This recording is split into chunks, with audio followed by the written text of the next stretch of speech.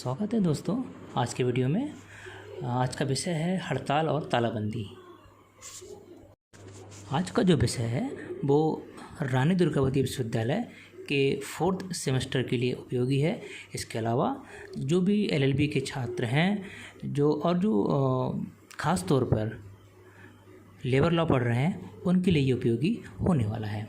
तो दोस्तों जल्दी से स्टार्ट करते हैं आज का विषय हड़ताल और तालाबंदी।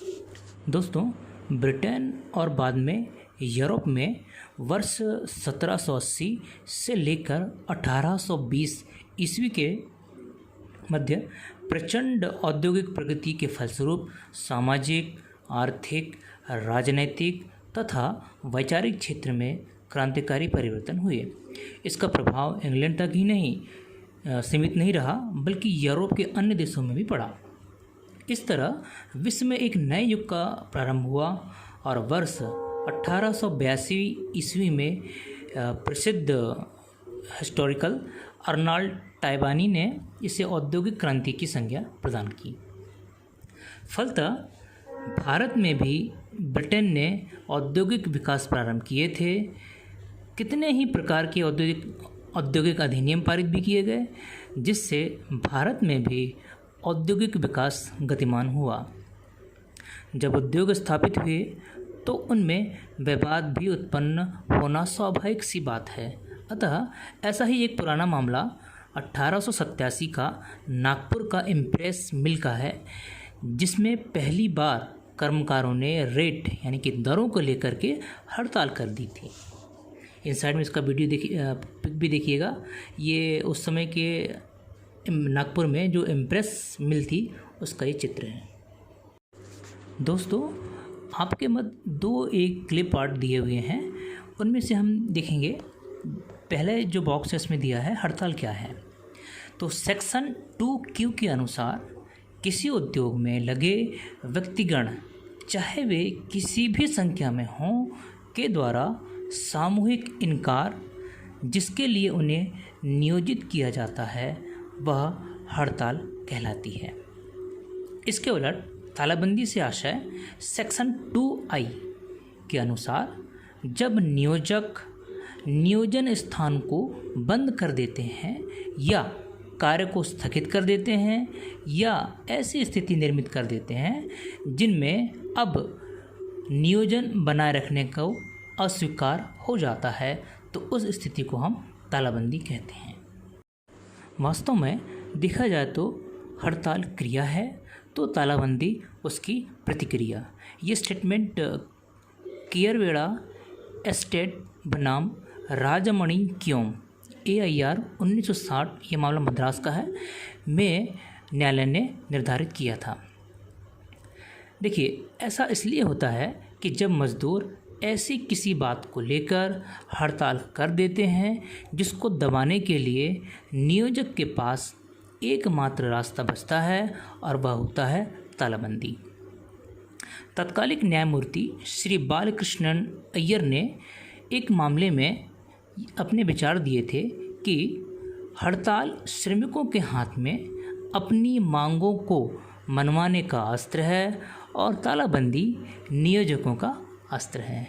ये विचार श्री रामचंद्र स्पिनिंग मिल्स बनाम मद्रास राज्य के मामले में न्यायालय ने कहे थे।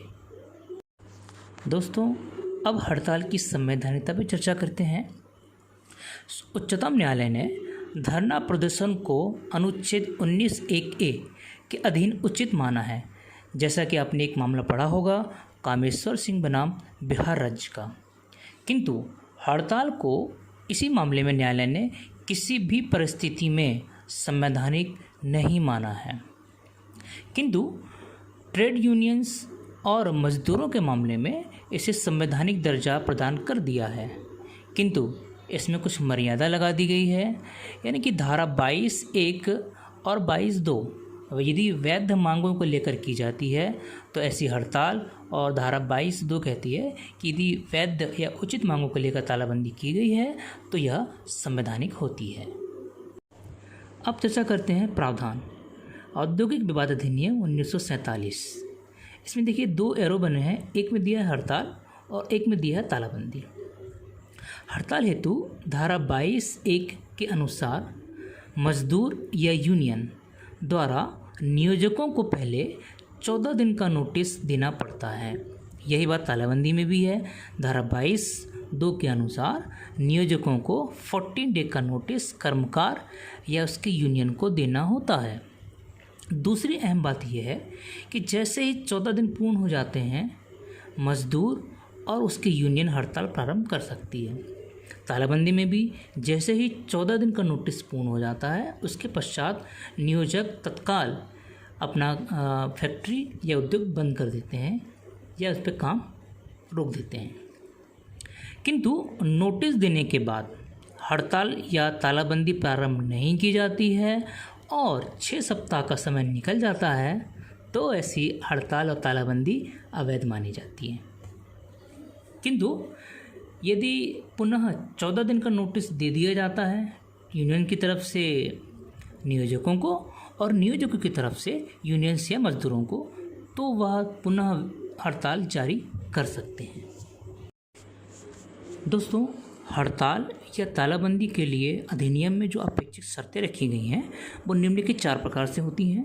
पहला, कोई भी हड़ताल या तालाबंदी जन उपयोगी सेवाओं को रोकने के लिए नहीं की जा सकती है। इसका मतलब ये हुआ कि जन उपयोगी सेवाएं जहाँ जहाँ भी किसी फैक्ट्री में या उद्योग में होती है तो उनके संबंध में हड़ताल करना उचित नहीं होता है। दूसरी शर्त है, यदि अवैध हड़ताल के परिणाम स्वरूप नियोजकों को तालाबंदी करनी पड़ी हो तो ऐसी तालाबंदी अवैध नहीं होती है। और ठीक ऐसे ही तीसरी शर्त होती है कि यदि नियोजकों ने अवैध तालाबंदी कर दी थी तो उसके परिणाम स्वरूप कर्मकारों ने जो हड़ताल की हो तो ऐसी हड़ताल को भी उचित माना जाता है। चौथा शर्त होती है, धारा 22 और धारा 24 के परिप्रेक्ष्य में इसको किया जाना चाहिए। अब तालाबंदी और हड़ताल के संबंध में 2 महत्वपूर्ण केस हैं। एक है BR सिंह बनाम भारत संघ। इसमें कहा गया था, यदि वैध मांग को लेकर ट्रेड यूनियन हड़ताल करती है तो वह संवैधानिक होती है, किंतु संवैधानिकता की वही गाइडलाइन होती है जो कामेश्वर सिंह बनाम बिहार राज्य के मामले में सुप्रीम कोर्ट ने पहले ही दे दी है। दूसरा अहम मामला है Buckingham and Karnataka mills limited versus उसके ही कर्मकारगण। ये मामला 1953 का है, सुप्रीम कोर्ट का ये मामला है। कोर्ट ने कहा, यदि हड़ताल उचित सूचना देकर की जाती है किंतु मांगे अनुचित हैं, फिर भी ऐसी अवैध हड़ताल करने पर कर्मकारों को पदच्युत या वहाँ से हटाया नहीं जा सकता है। तो दोस्तों, इस प्रकार देखते हैं हम, तालाबंदी और हड़ताल दोनों एक ही सिक्के के पहलू हैं। हड़ताल मजदूरों का अस्त्र है तो जबकि तालाबंदी नियोजकों का अस्त्र होता है। किंतु यह सभी संवैधानिक और इंडस्ट्रियल डिस्प्यूट एक्ट 1947 के अकॉर्डिंग में करना चाहिए। धन्यवाद।